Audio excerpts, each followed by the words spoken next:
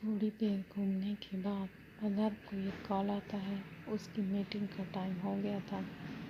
मैं जाता हूँ, मेरी टीम मीटिंग का टाइम हो गया है, तुम शॉपिंग करो तब तक। करिश्मा एक स्माइल के साथ हाँ में सर हिलाती है।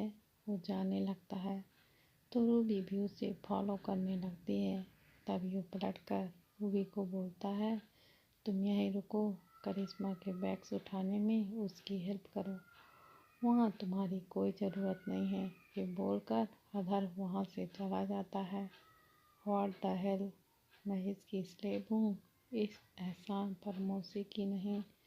मुझे क्यों छोड़ के गया इसकी हेल्प के लिए। रूबी को देखकर करिश्मा के चेहरे पर एक डेविल स्माइल आ जाती है। आखिर अपनी प्यारी सी दोस्त को ह्यूमिलिएट करने का मौका वो छोड़ भी कैसे सकती थी। करिश्मा चुटकी बजाकर अपनी उंगली रूबी की तरफ करके बोलती है, हे यू स्लेव, फॉलो मी। ये बोलकर करिश्मा शॉप में चली जाती है। कोई और रास्ता न पाकर रूबी भी उसके पीछे अंदर चली जाती है। करिश्मा अदर के क्रेडिट कार्ड का जम के मज़ा लूटती है। वो खूब शॉपिंग करती है और अपने शॉपिंग के सारे बैग्स रूबी को पकड़ा देती है। रूबी के 2 हाथों के लिए बैग्स बहुत ज़्यादा थे। वो मुश्किल से उन्हें संभाल पा रही थी। करिश्मा की तो जैसे भूख ही ख़त्म नहीं हो रही थी। वो धड़ाधड़ शॉपिंग पे पैसे पानी की तरह बहा रही थी। अदर मीटिंग ख़त्म करके वापस आता है और रूबी को बैग के साथ स्ट्रगल करते देखता है। वो एक बैग को पकड़ती है तो दूसरा छूट जाता है, दूसरा पकड़ती है तो तीसरा। तभी उसके चेहरे पर बड़ी सी स्माइल लिए करिश्मा बोल पड़ती है, बेबी कैसी रही तुम्हारी मीटिंग। मीटिंग अच्छी थी। तुम्हारा अगर कुछ और लेना रह गया हो तो जल्दी से ले लो, फिर मुझे निकलना है। अदर बोलता है। उसकी आंखें अभी भी रूबी की ओर फिक्स थीं। क्या बकवास है, अभी से पूरा मॉल खरीदना है क्या। यहाँ मेरे लिए इन्हीं बैग को संभालना मुश्किल हो रहा है और कैसे संभालूंगी। रूबी उन्हें घूरती हुई इरिटेटिंग टोन में अपने मन में ही बड़बड़ाती है। अदर उसे इरिटेंशन से भरे एक्सप्रेशन को नोटिस कर लेता है। वो करिश्मा की कमर पकड़कर अपने करीब खींचकर बोलता है, ओ बेबी, इतने में क्या होगा, अभी तुमने लिया ही क्या है। ये पूरा का पूरा मॉल अपना ही समझो, जो मन करे उठा लो, इट्स ऑल योर्स। तुम्हारे बॉयफ्रेंड के पास पैसों की कमी नहीं है। अदर सेक्रेटरी रूबी की तरफ देखता है जैसे कि वो उसके एक्सप्रेशन नोट कर रहा हो। अदर के इस बिहेवियर से दोनों दंग थे।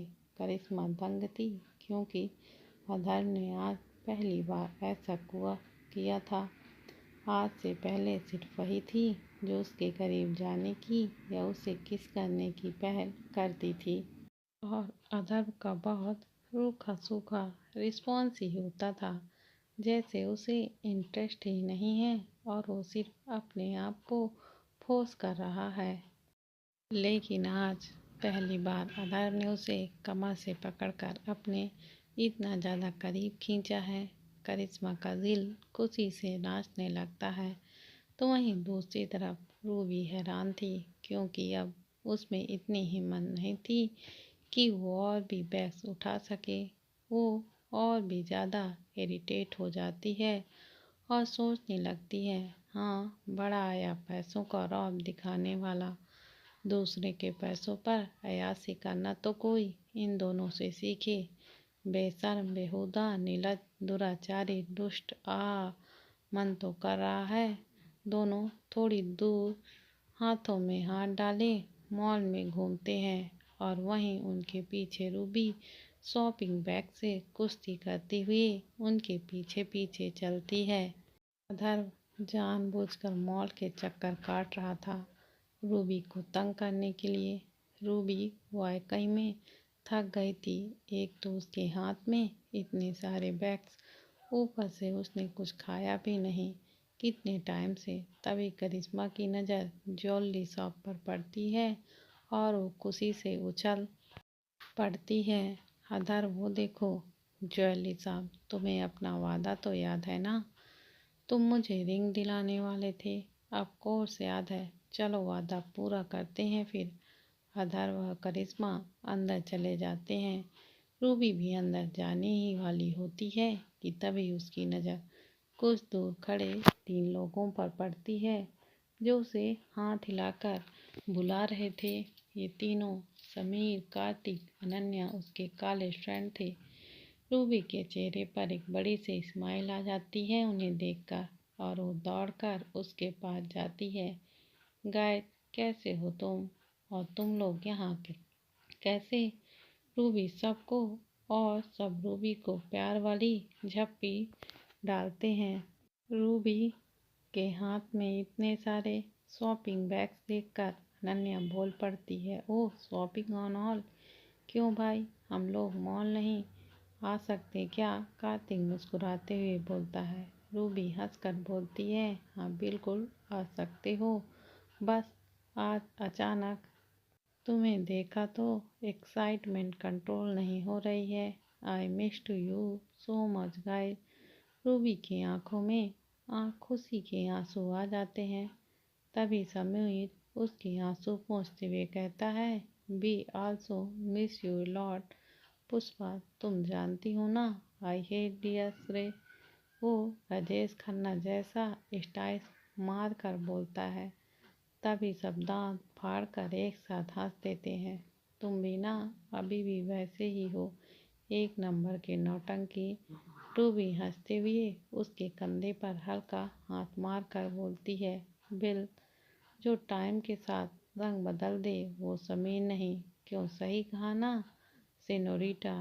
समीर शाहरुख खान का पोज मारकर बाहें फैलाकर बोलता है, अबे बस कर सारा बॉलीवुड यहीं उतारेगा क्या? समर उसके पेट पर हल्का सा मुक्का मारते हुए कहता है। सभी लोग फिर से हंस देते हैं। तभी अनन्या की नज़र करिश्मा आधार पर पड़ती है जो शॉप के बड़े से शीशे से साफ दिख रहे थे। करिश्मा नेकलेस पहनकर देख रही थी और धर वहीं फ़ोन पर ध्यान लगाए खड़ा था। रूबी, वो करिश्मा और धर्म ही है ना? अनन्या की आवाज़ सुनकर सभी शॉप की तरफ देखने लग जाते हैं। अरे हाँ, ये वही दोनों हैं। समीर के मुंह से भी निकल जाता है। कार्तिक हैरानी जताते हुए बोलता है, ये यहाँ क्या कर रहे हैं? और मैंने सुना है दोनों शादी करने वाले हैं। समीर रूबी की तरफ देखता है जो चुपचाप नज़रें नीचे करके खड़ी हुई थी। रूबी, आदर्श से तो तुम शादी करने वाली थी ना, फिर ये सब कैसे हुआ? समीर की बातों का कोई जवाब नहीं होता रूबी के पास। वो कुछ नहीं बोलती। तभी अनन्या बोल पड़ती है, होना क्या था, बहका के ब्रेकअप करवा दिया होगा दोनों का, और अब खुद उसकी गोद में जाकर चिपक गई।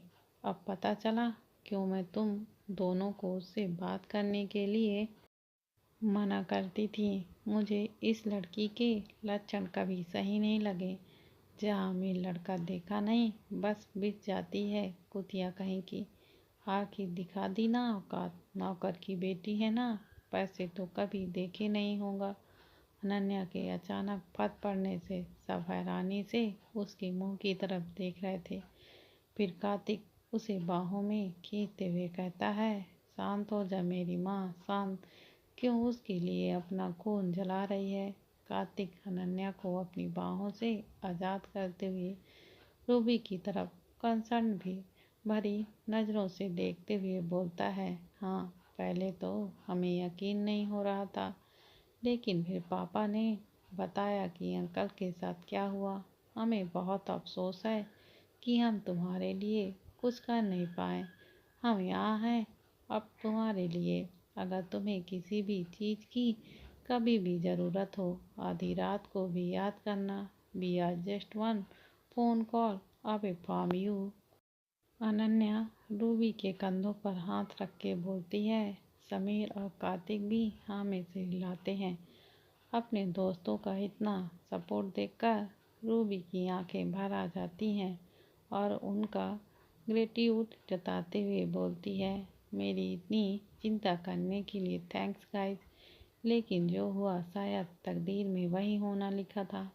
भला तकदीर को कौन बदल सकता है। मैं खुश हूँ ये जानकर कि तुम लोग मेरी इतनी फिक्र कर रहे हो, लेकिन ये लड़ाई मुझे खुद ही लड़नी पड़ेगी। कोई इसमें मेरी मदद नहीं कर सकता। कार्तिक रूबी की तरफ देखकर बोलता है, अच्छा एक और बात है जो तुम्हें बतानी है। हाँ बोलो, क्या बात बताना है। रूबी कार्तिक की तरफ देखकर पूछती है। कार्तिक अनन्या की तरफ देखता है और अनन्या शर्मा जाती है। उसे ऐसे शर्माते हुए देख रूबी अपनी भौहें चढ़ा देती है। बात क्या है, ये आंखों ही आंखों में कैसे इशारे चल रहे हैं। रूबी उन्हें छेड़ते हुए बोलती है, वो एक्चुअली रूबी बात यह है कि अनन्या प्रेग्नेंट है और हम दोनों अब बहुत जल्द शादी करने वाले हैं। कार्तिक की बात सुनकर रूबी की तो आंखें फटी की फटी और मुंह खुला का खुला रह जाता है। क्या बात कर रहे हो, क्या सच में तुम लोग पेरेंट्स बनने वाले हो। रूबी फटाक से अनन्या को गले लगा लेती है। मैं बहुत खुश हूँ तुम्हारे लिए, मुबारक हो तुम दोनों को। भगवान करे तुम्हारा बच्चा बहुत सुंदर और स्वस्थ हो। अनन्या भी उसे गले लगा लेती है और बोलती है, हम जल्द शादी करने वाले हैं, तुम आना जरूर। ये कहकर रूबी चुप हो जाती है। उसे खुद अपनी मर्जी से कहीं आने जाने की इजाज़त ही कहाँ थी।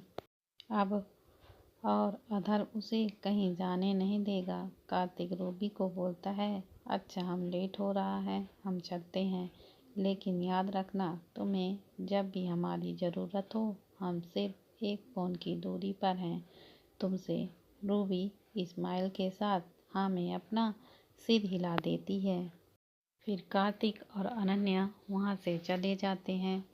समीर वहीं खड़ा रह जाता है और रूबी की तरफ देखता है।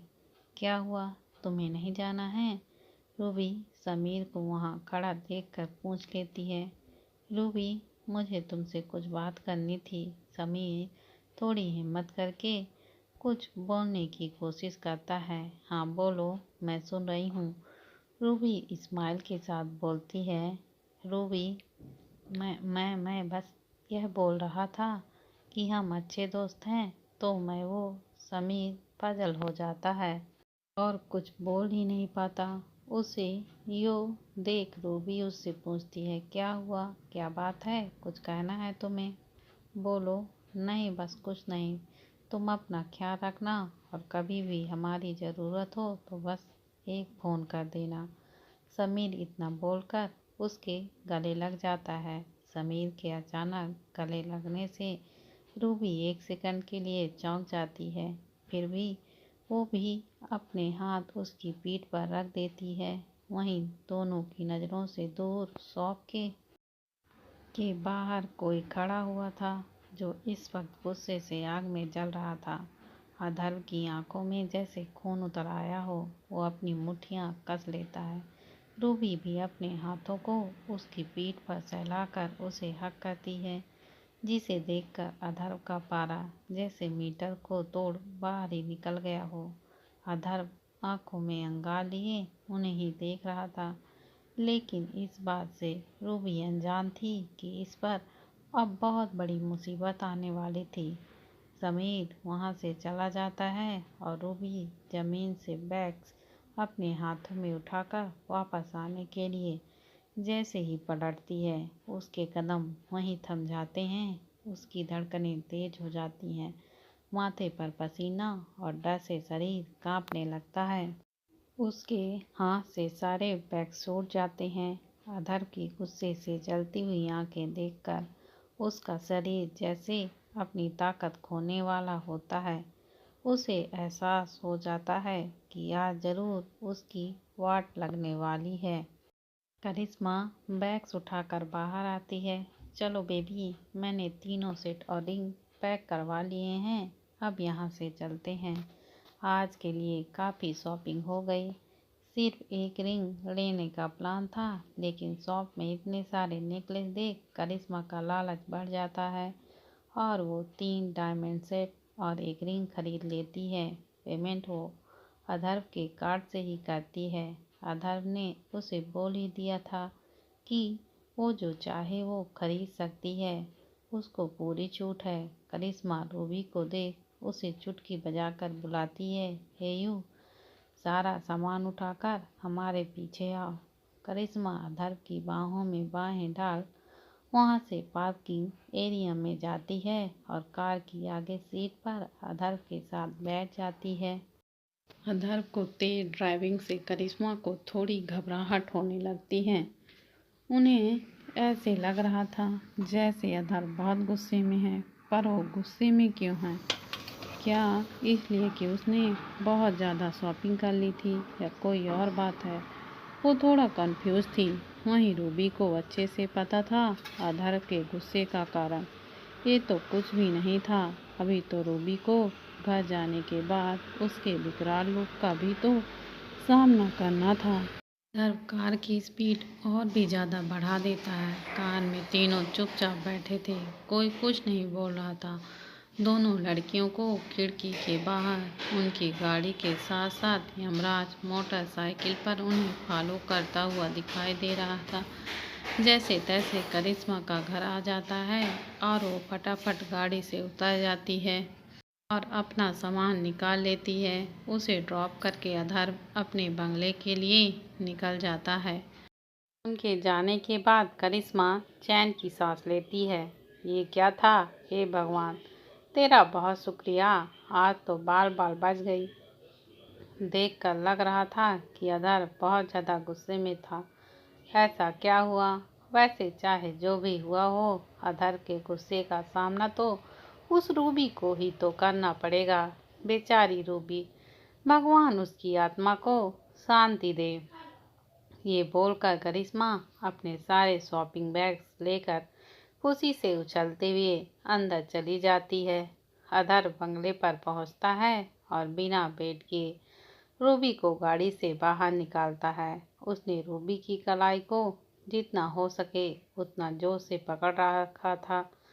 रूबी की कलाई में दर्द, धड़कनों में तेजी, दिल में दर्द और शरीर में कंपन थी।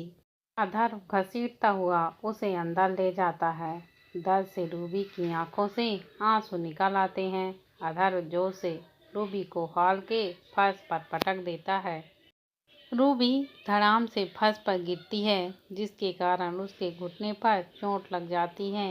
मेरी पीठ पीछे ये करती हो तुम? अपने यारों के साथ गुलछल्ले उड़ाती हो? क्या मैं तुम्हारे लिए काफ़ी नहीं? अधर्व जोर से चिल्लाता है।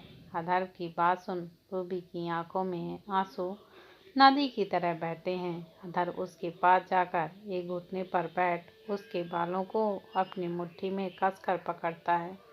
क्या मैं तुम्हें सेटिस्फाई करने के लिए काफ़ी नहीं हूँ, या तुम्हारी ज़रूरतें इतनी ज़्यादा हैं जो एक से पूरी नहीं होता, या फिर तुमने अलग अलग मर्दों का चस्का लग गया है? अधर्व के इस तरह की घटिया बातें सुन रूबी को गुस्सा आने लगता है और वो अधर्व को देखकर बोलती है, इस दुनिया में इतना घटिया सिर्फ और सिर्फ तुम ही सोच सकते हो। मुझे घिन आती है कि मैंने कभी तुमसे प्यार किया था। छी, वो सिर्फ मेरा दोस्त था, पर तुम जैसे घटिया इंसान क्या जाने कि दोस्ती क्या होती है। तुम तो सिर्फ लोगों की मजबूरियों का फ़ायदा उठाना जानते हो, जैसे मेरा उठा रहे हो। रूबी की बातें आग में घी डालने का काम करती हैं और अधर्व का गुस्सा चरम सीमा पर पहुंचा देती है। बहुत जुबान चलने लगी है तुम्हारी। ये मत भूलो मैंने तुम्हें खरीदा है। तुम पर, तुम्हारी सांसों पर, तुम्हारे जिस्म पर, यहाँ तक कि तुम्हारी आत्मा पर भी सिर्फ मेरा हक है। मेरी मर्जी के बिना जीना तो दो, तुम मर भी नहीं सकती। तुम्हारी हर सांस मेरी इजाज़त से चलती हैं। और क्या कहा तुमने? घटिया? मेरा घटियापन तुमने देखा ही कहाँ है मेरी जान। चलो दिखाता हूँ कि मैं कितना घटिया और गिरा हुआ इंसान हूँ। अधर्व रूबी के बालों को घसीटते हुए एक रूम की तरफ ले जाता है और जोर से उस रूम में धक्का दे देता है। वो एक स्टोर रूम जैसा कुछ था, खाली पड़ा हुआ, जिसमें सिर्फ कुछ टूटे फूटे फर्नीचर था। फिर वहाँ कुछ नौकर हाथ में कुछ डिब्बे लेकर आते हैं और अधर के इशारे पर वहाँ रख कर चले जाते हैं। रूबी हैरानी और कंफ्यूजन में देखती है। उसे समझ तो नहीं आ रहा था कि क्या हो रहा है, पर उसे फीलिंग आ रही थी कुछ तो बहुत बुरा होने वाला है। अधर आगे बढ़ता है और उन डिब्बों को खोल देता है, जिसमें से बहुत सारे चूहे अचानक से उछलकर बाहर निकलते हैं और यहाँ से वहाँ दौड़ने लगते हैं। रूबी की दो ही कमजोरियाँ थीं, चूहे और अंधेरा। बचपन से ही वो किसी अंधेरी जगह फंस गई थी जहाँ चूहे भी थे। तब से उसके दिल में डर बैठ गया था। चूहों को देख रूबी की आंखें बड़ी हो जाती हैं और उसके मुंह से चीख निकल जाती है, आ नहीं अधर, प्लीज ऐसा मत करो। तुम जानते हो मुझे इनसे कितना डर लगता है। रूबी डर के मारे पीछे हटने लगती है। रूम में 20 से भी ज़्यादा चूहे हो गए थे, जो यहाँ से वहाँ भागते, कभी रूबी पर कूद पड़ते, उसके पैरों से निकल जाते। डर के मारे रूबी के माथे पर पसीने आने लगते हैं। जानता हूँ, इसलिए इन्हें लाया हूँ, रात भर तुम्हें कंपनी देने के लिए। मेरे ना होने पर कोई तो होना चाहिए तुम्हें टॉर्चर करने के लिए। ये बोलकर अधर वहाँ से दरवाज़ा बंद करके निकल जाता है और उसके जाते ही रूम की लाइट भी ऑफ हो जाती है। अब सिर्फ अंधेरा और ढेर सारे चूहे। रूबी के डर की कोई सीमा नहीं थी। वो दरवाजे की तरफ भागती है और जोर जोर से खटखटाने लगती है, अधर प्लीज़ दरवाज़ा खोलो, अधर मुझे यहाँ से बाहर निकालो, प्लीज़ ऐसा मत करो, मैं हाथ जोड़ती हूँ, प्लीज़ अधर मुझ पर रहम करो, प्लीज़। रूबी चीखती रहती है, चिल्लाती रहती है, लेकिन बाहर से कोई रिस्पॉन्स नहीं आता। वो थक हार कर बैठ जाती है और अपने घुटनों पर सर रख रोने लगती है। रूबी वहाँ बस रोती रहती है। चूहे उसके पैरों के आसपास मंडराते हैं। वो बहुत ज़्यादा डर जाती है और सिकुड़कर एक कोने पे बैठ जाती है। वो कई देर तक वहाँ बैठी रहती है, डरी सहमी सी। तभी उसे अपने बचपन में माँ की कही एक बात याद आ जाती है। उसकी माँ बचपन में कहा करती थी कि जब भी रूबी को बहुत डर लगे तो बस हनुमान चालीसा का पाठ करना शुरू कर दे, फिर देख कि डर कैसे दुम दबा कर भागता है। अपनी माँ की बात याद करके रूबी हनुमान चालीसा का पाठ शुरू कर देती है, जो कभी उसकी माँ उसे बचपन में सिखाती थी। रूबी सारी रात हनुमान चालीसा का जाप करती है। थोड़ी ही देर में चूहों की आवाज़ और रूबी का दिल शांत हो जाता है और धीरे धीरे नींद रूबी को अपने गिरफ्त में ले लेती है और वो वहीं फर्श पर ही सो जाती है। अधर्व की पूरी रात करवटों में गुजरती है। उसकी आंखों में जैसे नींद ने बगावत ही कर ली थी। कमरे में यहाँ वहाँ घूमने लगता है, चक्कर काटता है। उसने लोअर टी शर्ट पहन रखी थी और उसके बाल बिखरे हुए थे। उसके चेहरे पर परेशानी और बेचैनी साफ दिख रही थी। उसका गुस्सा शायद अभी भी शांत नहीं हुआ था। उसकी आंखों के सामने बार बार वो सीन प्ले हो रहा था जब वो लड़का यानी समीर रूबी को गले लगाया हुआ था। वो शराब की बोतल मंगवाता है और पूरी की पूरी बोतल की मुंह लगाकर गटक जाता है और फिर उस बोतल को ज़मीन पर फोड़ देता है। ऐसा कभी नहीं होगा, कोई तुम्हें नहीं छू सकता, तुम पर सिर्फ मेरा हक है, तुम मेरी हो, सिर्फ मेरी। अधर गुस्से से बड़बड़ाता है। वो एक और बोतल उठाता है और उसको भी तुरंत गटक जाता है। मदहोश होकर वो बेड पर गिर जाता है और नींद उसे जकड़ लेती है और वो सो जाता है। अगली सुबह नौकर स्टोर रूम का दरवाज़ा खोलता है। रूबी के चेहरे पर रोशनी गिरती है और उसकी आंखें खुल जाती हैं। मैडम, गुड मॉर्निंग, सर ने आपको रूम में बुलवाया है। रूबी धीरे से खड़ी हो जाती है और रूम की तरफ जाती है। रूबी को इस बात की थोड़ी टेंशन थी कि पता नहीं अधर्व का गुस्सा शांत हुआ है कि नहीं। वो रूम की तरफ जाती है और देखती है कि रूम में कोई नहीं है। रूम बिल्कुल खाली है। रूम खाली देखकर वो वहीं खड़ी हो जाती है। तभी वॉशरूम से एक भारी सी आवाज़ आती है, अंदर आओ। रूबी थोड़ा हिचकिचाती है, लेकिन अंदर तो उसे जाना ही पड़ेगा, इसलिए वो धीरे धीरे अपने कदम आगे बढ़ाती है। वो अंदर जाती है और देखती है कि अधर्व बाथ टब पर आंखें बंद किए लेटा हुआ था। वो वहीं खड़ी हो जाती है। कैसी रही रात जाने मन? चूहों ने ज़्यादा परेशान तो नहीं किया ना? रूबी कुछ नहीं बोलती, बस सर झुकाए खड़ी रहती है। अधर्व आंखें खोलकर उसकी तरफ देखता है और बोलता है, बहुत नमक हराम स्लेब हो तुम। अपने मालिक की बात ना मानने की कसम ही खा ली है तुमने। रूबी हैरानी से अधर्व की तरफ देखती है और सोचती है, मैंने इसकी कौन सी बात नहीं मानी। अधर्व जैसे उसके चेहरे के भाव देखकर उसके मन की बात पढ़ लेता है।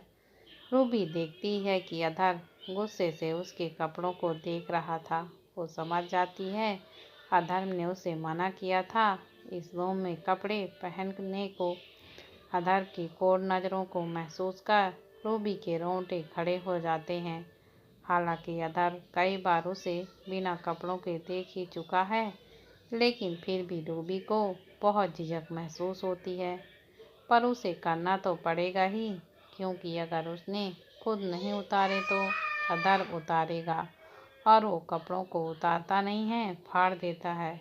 रूबी बहुत हिचकिचाते हुए उसके ऑर्डर को फॉलो करती है और कुछ ही सेकंड में उसके कपड़े फ्लोर पर थे। अधर्व उसके पूरे शरीर को ऊपर से नीचे तक निहारता है। उसका गोरा चिट्ठा बदन, बॉडी के हर पार्ट की perfect shape and size, flawless skin उसकी आंखों को जैसे बहुत ठंडक दे रही थी। उसकी आंखों में हवस अब साफ दिखने लगी थी। जिस तरह अधर्व उसे देख रहा था, रूबी का दिल बहुत जोर से धड़कने लगता है। वो बस कहीं छुप जाना चाहती थी, अधर्व की नज़रों से दूर। अधर्व उसे टब में आने को बोलता है, यहाँ आओ। रूबी धीरे धीरे अपने कांपते हुए शरीर और दिल के साथ टब पर बैठ जाती है, लेकिन वो टब में अधर्व के अपोजिट साइड पर उसे फेस करके बैठती है। ये देखकर अधर्व अपनी भौहें उठाता है और बोलता है, ऐसे बैठोगी? क्या तुम्हें लगता है मैं तुम्हें ऐसे बैठने को बोलने वाला हूँ? ऑफ कोर्स रूबी जानती थी कि अधर्व उसे अपनी गोद में बैठने को बोलने वाला है, बट उससे हो ही नहीं पाया और फाइनली वो अपोजिट साइड पर बैठ गई। रूबी उससे नज़रें चुराकर इधर उधर देखती है। वो उससे नज़रें मिला ही नहीं पाती। इस वक्त अधर्व ने भी कुछ नहीं पहना था। उसके सिक्स पैक्स, बाइसेप्स और चौड़ी छाती साफ दिख रहे थे। ऐसा गोरा चिट्ठा हट्टा कट्टा शरीर जिसकी ख्वाहिश हर लड़की करती है। बाकी का पार्ट पानी पर था, पर विजुअल तो सब कुछ ही था। रूबी को खुद से नज़र चुराते हुए देख अपने दांत अधर्व पीसने लगता है। अधर्व उसका हाथ पकड़ उसे अपने ऊपर खींचता है और अपनी गोद पर बैठा लेता है।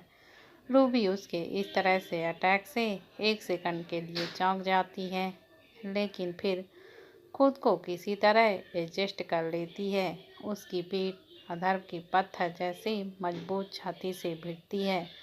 पीछे से दो मजबूत हाथ उसके पेट को पकड़ उसे पीछे की तरफ खींचते हैं और फिर ज़्यादा करीब हाथों की पकड़ उसके पेट पर थोड़ी मजबूत थी, जो उसे दर्द का एहसास कराते हैं।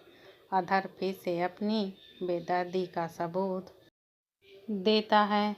रूबी की आंखों में आंसू थे, जो अधर उसे फूलों की तरह संभाल कर रखता था। उसका ये भी रूप हो सकता है, उसने कभी सोचा नहीं था।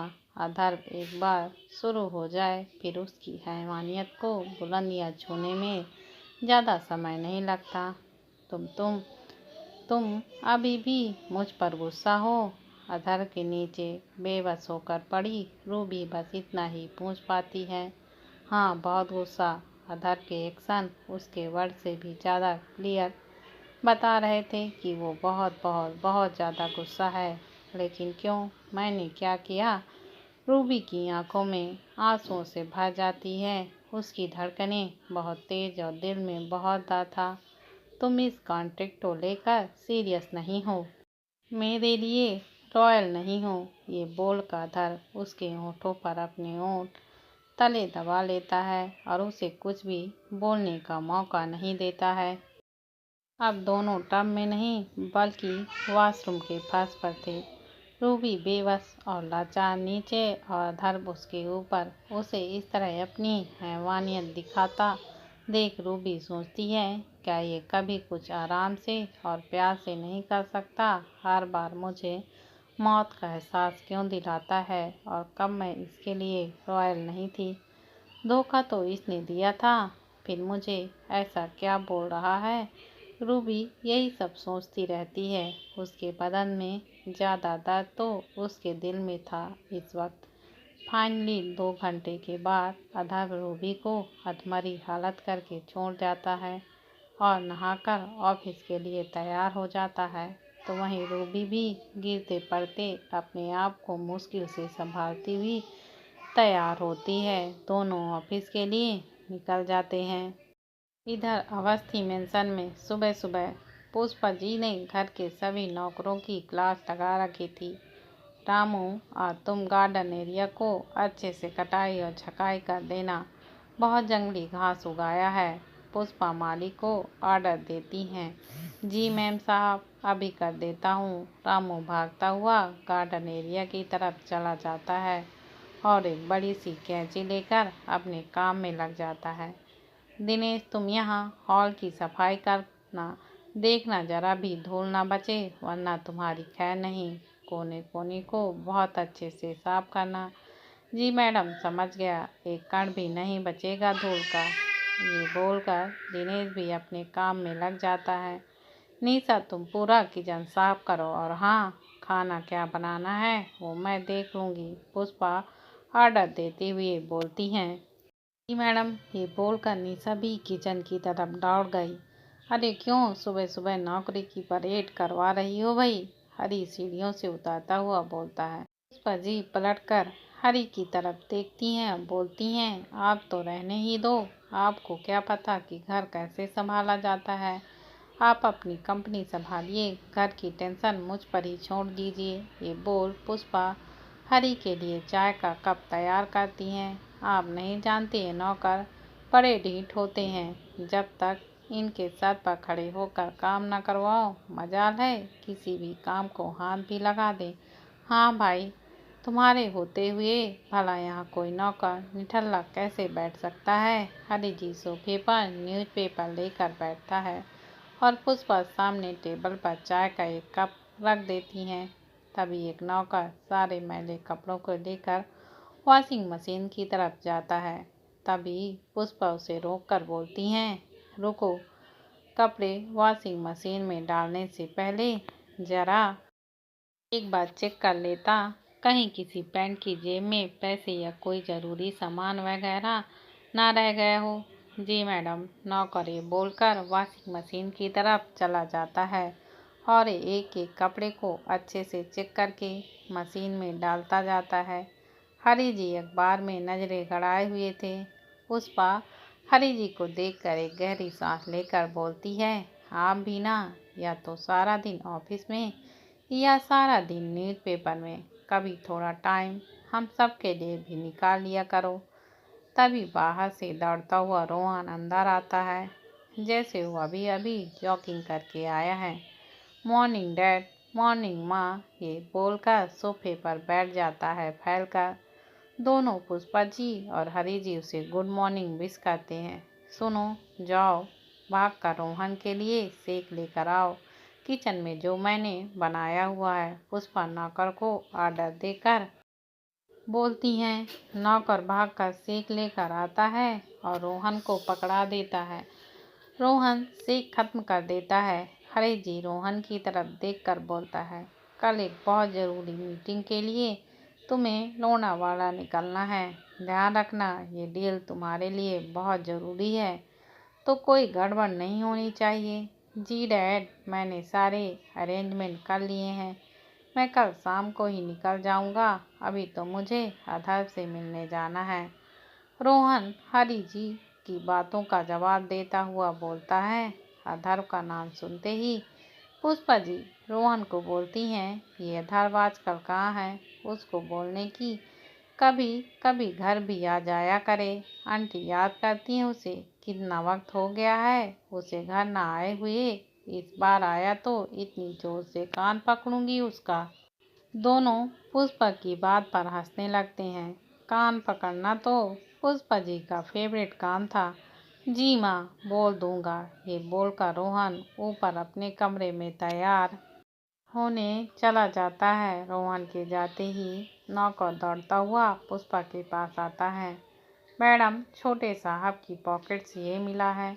नौकर अपने हाथ में पकड़ा हुआ झुमका आगे करता है। जिसे देख पुष्पा और हरी चौंक जाते हैं और एक दूसरे की तरफ देखते हैं। झुमका, ये तुम्हारा बेटा झुमके पहनने का शौक कब से रखने लगा? हरी जी भौहें उठाकर पुष्पा जी से पूछता है। ये किसी लड़की का झुमका है? पुष्पा हरी जी को घूर कर बोलती हैं। लेकिन है किसका? हरी जी दोबारा पूछता है। मुझे कैसे पता होगा? आप भी ना कैसे सवाल पूछते हैं। पुष्पा झुमके को हाथ में लेकर बारीकी से देखती है। एक बात तो पक्की है, ये उन छिछोरी लड़कियों का नहीं है इनके साथ रोहन टाइम पास करता है। और ये तुम कैसे कह सकती हो? हरी जी पूछता है। इस झुमके का डिजाइन बहुत पुराना है, जिससे आजकल की मॉडर्न लड़कियां नहीं पहनती। पुष्पा एक्सप्लेन करती हुई बोलती हैं, ये जरूर मेरी होने वाली बहू का है। ये बोलकर पुष्पा के चेहरे पर एक बड़ी सी स्माइल आ जाती। बहू? हरी जी हैरान होकर पूछता है। आप रुकिए, मैं जरा रोहन को दे आती हूँ। रोहन आईने के सामने खड़ा बाल बना रहा था, तभी दरवाजे पर नॉक होता है। अरे मॉम, आइए, आपको क्या ज़रूरत है नॉक करने की? पुष्पा एक बेचारा सा मुंह बनाकर अंदर आती हैं और बोलती हैं, आदत तो डालनी ही पड़ेगी। जब बहू आएगी तो नॉक करके ही आना पड़ेगा ना। रोहन अपनी माँ की तरफ पलट कर बोलता है। माँ, अब फिर सुबह सुबह शुरू हो गई। मैं कोई शादी वादी नहीं करने वाला। रोहन पलटकर परफ्यूम लगाने लगता है। तभी पुष्पा उसकी आंखों के सामने झुमका घुमाते हुए बोलती हैं, बहू का झुमका तुम्हारी जेब में रह गया था, अगर मिलो तो लौटा देना। बेचारी परेशान हो रही होगी। रोहन झुमके को आंख फाड़कर हैरानी से देखता है। रोहन फटाक से झुमका पुष्पा के हाथ से छीन लेता है और शर्म से उसके गाल लाल हो जाते हैं। आप गलत समझ रही हैं माँ, ऐसा कुछ नहीं है। अरे बेटा, किसे बता रहा है? माँ हूँ मैं तेरी, उसे याद से लौटा देना। पुष्पा हंसती हुई वहाँ से चली जाती हैं। रोहन झुमके को देखकर हल्की स्माइल कर देता है और बोलता है, कैसे लौटाऊंगा माँ? अभी तो मैं खुद नहीं जानता कि वो कहाँ है और कौन है। एक हफ्ता बीत चुका था और विनय के डिस्चार्ज का भी समय हो गया था। इतने दिनों में रूबी दोबारा कभी विनय से मिलने हॉस्पिटल नहीं गई थी, क्योंकि अधर ने उसे मना किया हुआ था। लेकिन उसे इस बात का सुकून था कि सरोजा आंटी वहाँ हर वक्त थी विनय का ख्याल रखने के लिए। वो हर रोज विनय से और सरोजा आंटी से वीडियो कॉल पे बात करती थी। आज फाइनली वो दिन आ गया जब विनय को घर लाना था। लेकिन कैसे? अगर अधर ने फिर से मना कर दिया तो वो कहाँ रखेगी अपने भाई को, जो हॉल में ही इतनी बड़ी सर्जरी से होकर गुजरा है। अब तक उसका सारा खर्च और हॉस्पिटल का सारा एक्सपेंसेस अधर ने संभाला था। आखिर यही तो बात हुई थी कॉन्ट्रैक्ट साइन होने से पहले कि ये सब अधर संभालेगा और बदले में उसे रूबी चाहिए। बताओ सेक्स स्लेव। रूबी सोफे पर बैठी बैठी इसी उधेड़-बुन में लगी थी कि तभी दरवाज़ा खुलता है और अधर असिस्टेंट के साथ अंदर आता है। वो एक फाइल चेक करते करते जाकर अपनी चेयर पर बैठ जाता है और असिस्टेंट हाथ बांधकर उसके सामने खड़ा हो जाता है। ये जो सारी मीटिंग है इन सब की बोली गई डेट्स पर फिक्स कर दो और मिस्टर मेहता वाली को कल ही अरेंज करो। बहुत टाइम लगा रहे हो।